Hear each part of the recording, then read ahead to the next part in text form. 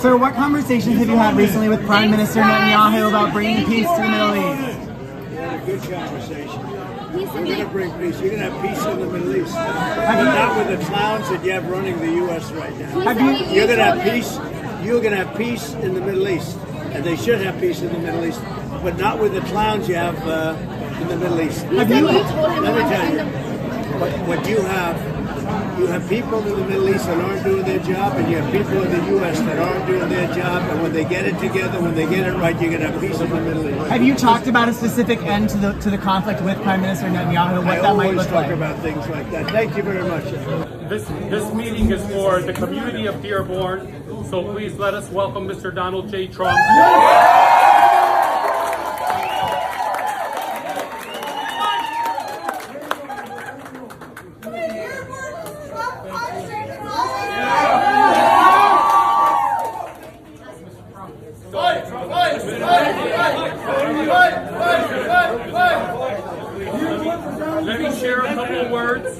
Let me share a couple words for our future president and former president, Mr. Donald J. Trump.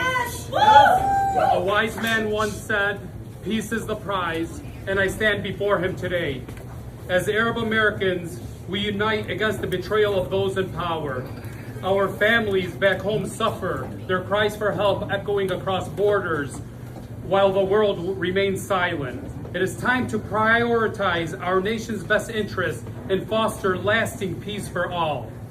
This current administration has failed miserably in all aspects of humanity. It is imperative that the Republican Party recognizes the contributions of Arab Americans. No longer will we tolerate the narrative of fake news that seeks to demonize our people.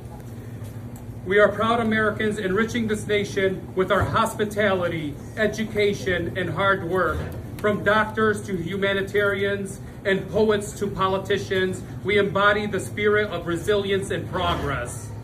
We look to a Trump presidency with hope, envisioning a time where peace flourishes, particularly in Lebanon and Palestine, maintaining the integrity of our borders. We appreciate the recent letter regarding Lebanon. However, I can't stand in silence when Palestine is being erased. Please help us stop the bloodshed. No amount of money or power should be prioritized over human life. U.S. citizens should decide elections, not foreign entities and biased media sources.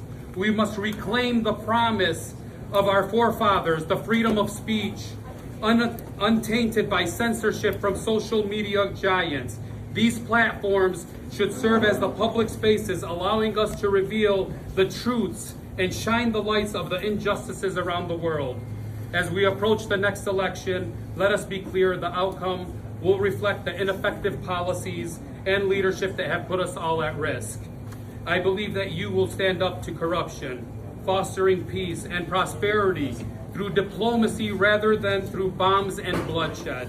I, along with many others, truly appreciate that you made it a priority to visit Dearborn, one of the greatest cities in the United States. It is vital to keep building these connections and strengthening relationships with our incredibly intelligent community, especially after the election. Now, I would like to honor our future president, Mr. Donald Trump, with a plaque on behalf of all peace-loving Michiganders, from a quote from Ronald Reagan that says, "Peace is not the absence of conflict, but the ability to handle conflict by peaceful means." Well said.